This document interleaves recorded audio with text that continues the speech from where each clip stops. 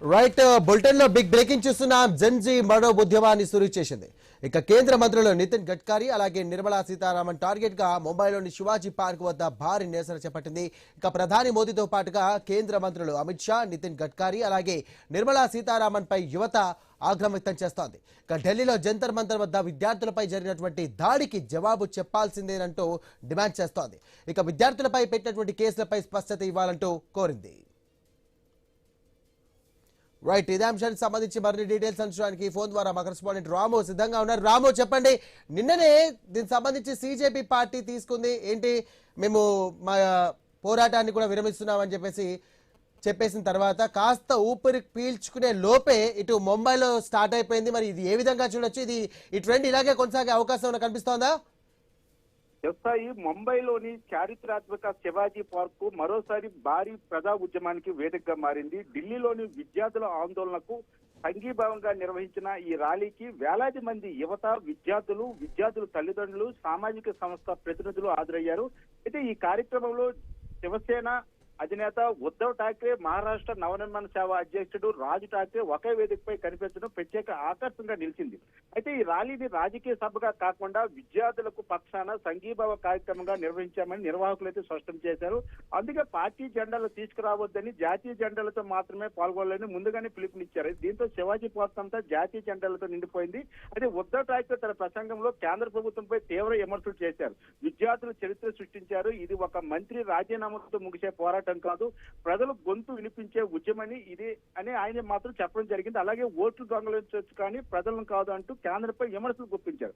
ప్రజాస్వామ్యంలో ప్రశ్నించే హక్కు ప్రతి విద్యార్థికి ఉందని, హక్కును అణిచివేయడం సరికాదని కూడా వ్యాఖ్యానించడం జరిగింది. అయితే రాజ్ ఠాక్రే కూడా ఇదే అంశంపై ప్రస్తావించి ఢిల్లీలోని జంతర్ మంతర్ వద్ద విద్యార్థులపై జరిగిన పోలీస్ చర్యపై కేంద్రం సమాధానం చెప్పాలని డిమాండ్ చేశారు. విద్యార్థులపై నమోదైన కేసులను వెంటనే ఉపహరించుకోవాలని, భవిష్యత్తులో ఇలాంటి ఘటనలు జరగకుండా విద్యా వ్యవస్థలో సంస్కరణలు తీసుకురావాలని కోరారు. పోటీ పరీక్షలు పారదర్శకత ఉండాలని, పేపర్ లీకేజీలు శాశ్వత చూపాలని కూడా చెప్పారు. అయితే ఇక ఈ ఉద్యమంలో మరో కీలక పరిణామం కూడా కనిపించింది. ప్రారంభంలో విద్యార్థులు సమస్యలకే పరిమితం అయిన ఈ ఉద్యమం ఇప్పుడు ఇతర ప్రజా సమస్యలపై కూడా విస్తరిస్తుంది. నిరసనలో పాల్గొన్న కొందరు యువత ప్రధాని నరేంద్ర మోడీ, కేంద్ర హోంమంత్రి అమిత్ షా, కేంద్ర రోడ్డు రవాణా శాఖ మంత్రి నితిన్ గడ్కరీ, కేంద్ర ఆర్థిక మంత్రి నిర్మలా సీతారామన్ విధానాలపై కూడా అసంతృప్తిని వ్యక్తం చేశారు. విధితో పాటు ఉపాధి, జీవన వ్యయం, పన్నుల భారం సాధారణ ప్రజలపై పడుతుందని, ఆర్థిక ఒత్తిడి వంటి అంశాలు కూడా ప్రస్తావించడం జరిగింది. మరోవైపు బీజేపీ మాత్రం ఈ ర్యాలీపై తీవ్ర అభ్యంతరం వ్యక్తం చేసింది. విద్యార్థుల ఆందోళనను రాజకీయ ప్రయోజనాల కోసం ఉపయోగించుకుంటున్నారని ఉద్ధవ్ ఠాక్రే, అదేవిధంగా రాజ్ ఠాక్రే పై కూడా విమర్శలు చేసింది. దీంతో మహారాష్ట్రలో అధికార ప్రతిపక్షాల మధ్య మాట్లాడటం మరింత కుదిరింది.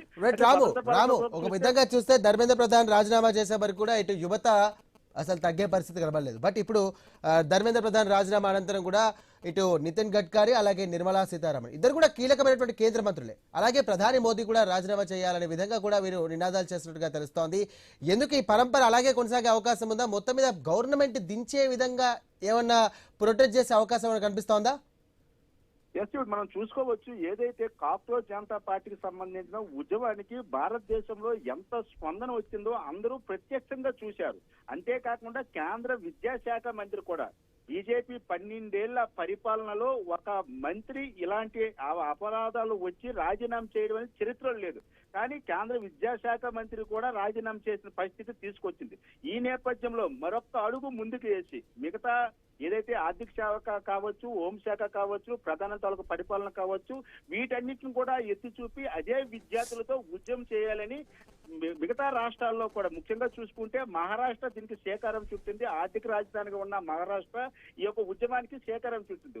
ఈ రోజు ఉదయం ప్రారంభమైన ఈ ర్యాలీ మాత్రం చూసుకుంటే పూర్తిగా బీజేపీ ప్రభుత్వాన్ని టార్గెట్ చేయడం, టార్గెట్ అనేది ఒక రాజకీయ పార్టీ చేసే విధంగా కాకుండా విద్యార్థులు తమ హక్కుల కోసం పోరాటం చేసే ఒక ఉద్యమంగా మలచడం మాత్రం ఈ రాబోయే రోజుల్లో ఈ విద్యార్థి సంఘాలను ముందుగా పెట్టుకొని మరిన్ని ఉద్యమాలు చేయాలి, బీజేపీ ప్రభుత్వం మీద, ఎన్డీఏ కూటమి మీద ఒత్తిడి తీసుకురావాలని రాజకీయ పార్టీలు అయితే యోచిస్తున్నట్లయితే మనకి స్పష్టంగా కనిపిస్తుంది.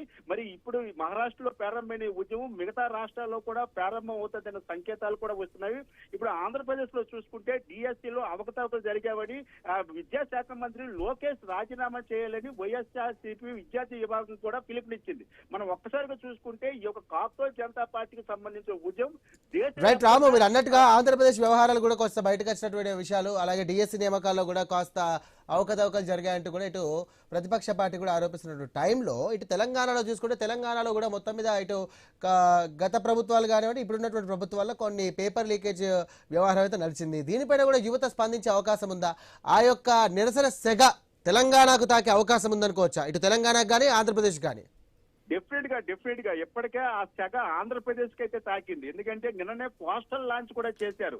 ఏదైతే డిఎస్సిలో అక్రమాలు జరిగావి, పేపర్ లీకేజ్ జరిగింది, విద్యాశాఖ మంత్రి లోకేష్ రాజీనామా చేయాలనేది 28వ తారీఖు నుంచే పెద్ద ఉద్యమం చేయడానికి వైసీపీ శ్రీకారం చుట్టింది. అయితే ఉద్యమం సంబంధించి విద్యార్థి విభాగం పెద్ద ఎత్తున విద్యార్థులను కూడా సమకూర్చాలని పార్టీ ఆదేశాలు జారీ చేసింది. అటు తెలంగాణలో కూడా ఇదే తరహాలో ఉద్యమం జరిగే పరిస్థితి కనిపిస్తూ ఓవరాల్ గా చూసుకుంటే భారతదేశంలో ఉన్న ప్రతి రాష్ట్రంలో కూడా విద్యార్థులను ముందుగా పెట్టుకొని ఆ రాష్ట్రంలో జరిగిన సమస్యలు కావచ్చు, దేశంలో జరిగిన సమస్యలు కావచ్చు, వాటిని ప్రస్తావించుతూ అక్కడ ఉన్న ప్రభుత్వాన్ని ఇరకాటంలో పెట్టే యోచనలో ప్రతిపక్ష పార్టీలు కూడా ఒక వ్యూహం రచిస్తున్నట్టయితే స్పష్టంగా కనిపిస్తుంది.